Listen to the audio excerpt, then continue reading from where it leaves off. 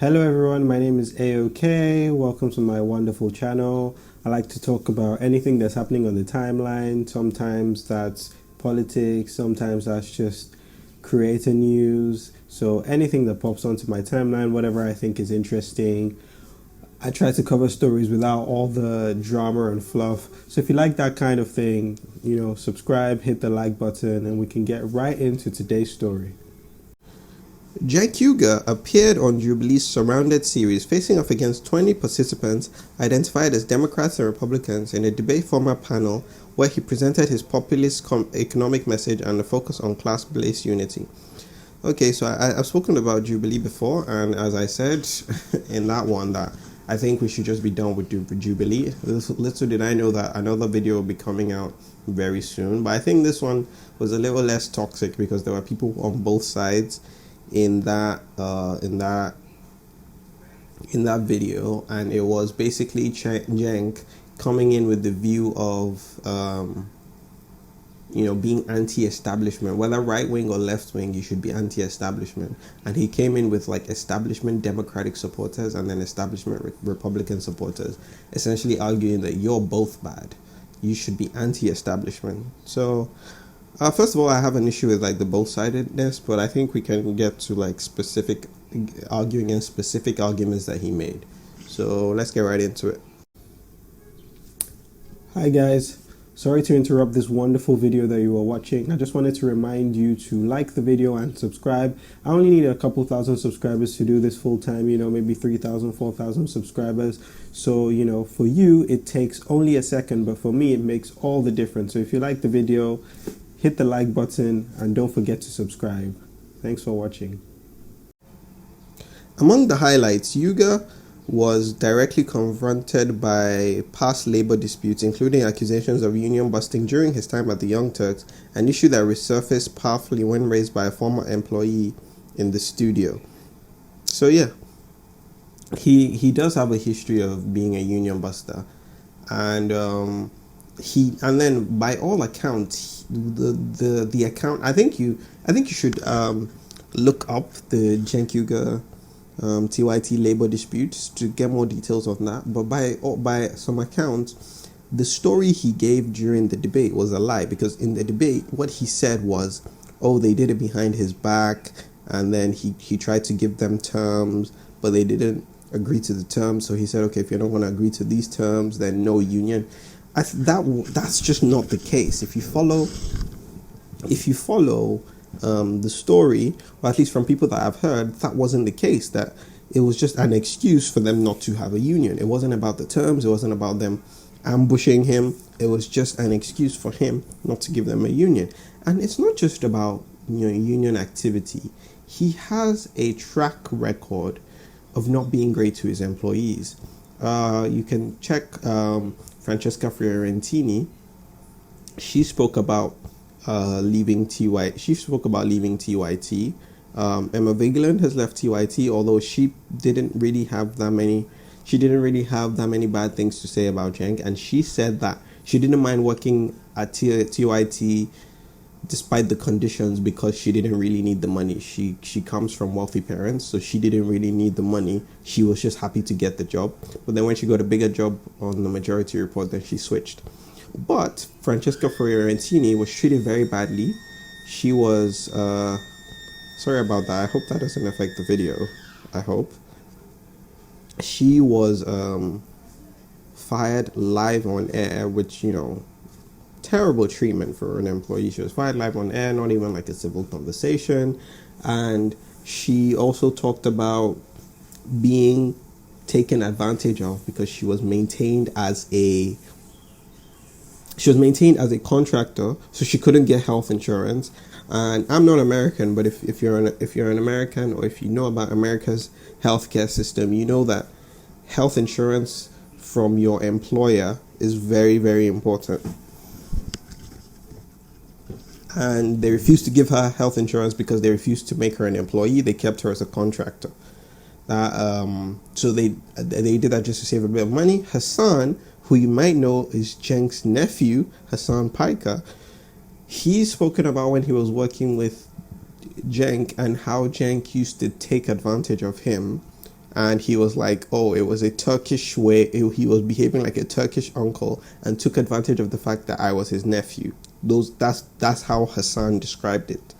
And then also, Will Neff, who's Hassan's friend, was like, oh, no, he also used to steal your clients. Like, you would get clients, and then Cenk would get someone else in to close when Hassan had been working the clients, and then that other person would close and then get the commission because Hassan is Cenk's nephew. So, it's not just about... So the union is one thing, but it's like, okay, Cenk disputes that, but it's not just about the unions. There are a lot of factors that made his labor practices terrible. And there are a lot of stories about Cenk not being the greatest boss. The broader theme centered on whether social issues divide or empower, with Uygur defending his view that economic populism transcends partisan social conflicts, an angle he pushed strongly throughout the episode. Okay, so this is the meat of his argument, right? I don't know how I feel about it, because yes, I think class politics first. It's just we can do both. And I say this because when you debate 10 Republicans and 10 Democrats, you are equivocating the two. You are saying that someone who is like who is left-wing establishment is the same or comparable to someone who is right-wing establishment. They're all establishment. So, and that's just what I disagree with. It's like, if you have any principles, then the social issue should matter to you. If you are someone on the left, civil rights of sexual minorities shouldn't be something that you just throw to the wayside. And then you're not on the left. Racial issues shouldn't be something that you just throw by the wayside. Things like, yeah, and I don't know how you're an economic populist and you're, or things like immigration, right? Like, immigration is a very, very, very, very important issue that the right is completely eroding right now, that the right is completely going after. Are you really a left-winger if you can sweep the immigration stuff under the rug to then go after, to then attack the establishment? And my issue with right-wing populism is they will never prioritize their populism over culture war issues, because if they would do that, then they would support Bernie Sanders, and they don't. They would support Zoran Mamdani instead of calling him a Muslim socialist. Instead of calling him a Muslim socialist as an attack, you know what I mean? But they don't. And I think the closest thing you've seen to right-wing populism is the anti-Israel sentiment, the anti-Iran war sentiment, and even then, they still all fall behind and walk around Trump. And I don't know how the hell Trump is a populist. I think that is the biggest flaw in this Cenk Uygur's new movement, is how the hell does Trump fall under populist? He has been a presidential candidate for 10 years now. Almost everybody in government works with him, especially the Republicans. He controls the entire executive. He passed a bill in the legislature which was very, very unpopular, but he forced it through due to the sheer power he commands. He is a billionaire He's a billionaire who inherited a lot of wealth. So he was born wealthy. He grew his wealth. He has made a lot of money throughout his life. And he has a track record of treating employees badly. I have no idea what part of that is establishment. I just don't understand it. I don't understand how any of that can be considered establishment.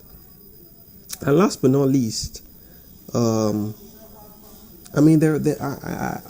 not even last but not least, because there are a lot of things that I could even go into. But that's the biggest flaw of this thing. It's not just equivocating right-wing and left-wing establishment. It's not just fully embracing right-wing populism and throwing social issues under the bus. It's the fact that Trump is 100% not a populist. He just pretends to be. The episode stirred renewed scrutiny of Jubilee's debating format as critics continue to question whether the platform privileges sensational conflict and viral clips over nuanced discourse, even when hosting controversial figures like Uygur with far-right commentators in previous episodes. You see? And so I mean, I don't have to even say much about that because the pointlessness of Jubilee shone through in this episode because I don't think a single compromise was reached. I don't know how many views the video has, but I can bet there is at least 1 million people who watched that episode who didn't get what Cenk's point is, because the format is just, it's just not it. You know what I mean? But I think I've realized that I'm pushing up against the hill because after talking about trashing Jubilee in my last video, I saw how many views they were getting, and I was like, yeah, we're never gonna be able to compete with this. Like, this is just way too profitable for the small moral qualms that I have with them, platforming Nazis. And whoever the advertiser is, even if you put pressure on advertisers, getting their product in front of 12 million people, which is what the Mehdi Hassan video, how many views the Mehdi Hassan video got, is worth way more than, a few people like me that are angry about Nazis. So I'm facing a losing battle. I guess the best thing I can do is, trash on them and build my own audience from that and make my own money. But I think short of that, it's a losing uphill battle. But I think all my points still stand. I don't think I've been disproven. If anything, this proves it more about the pointlessness. But yeah, this was a very good episode. I think I raised a lot of good points. I hope I'm able to get attention. There were some interruptions. The siren that went off, and I think there's noise on the street. I hope it doesn't get into the video. But other than that, this is one of my better videos, and I hope it does well. If you're still here, that probably means it's doing well, because people don't usually get to the end of my videos. Just help a brother out and hit the like button and help give it a boost so that people can get this very insightful video. Hi, before you go, thanks for watching today's video, but also I just wanted to remind you to like and subscribe. Like I said, I only need a couple thousand subscribers to be able to do this full time, so help me make all the difference. Hit the like button, hit the subscribe button. Thanks for watching.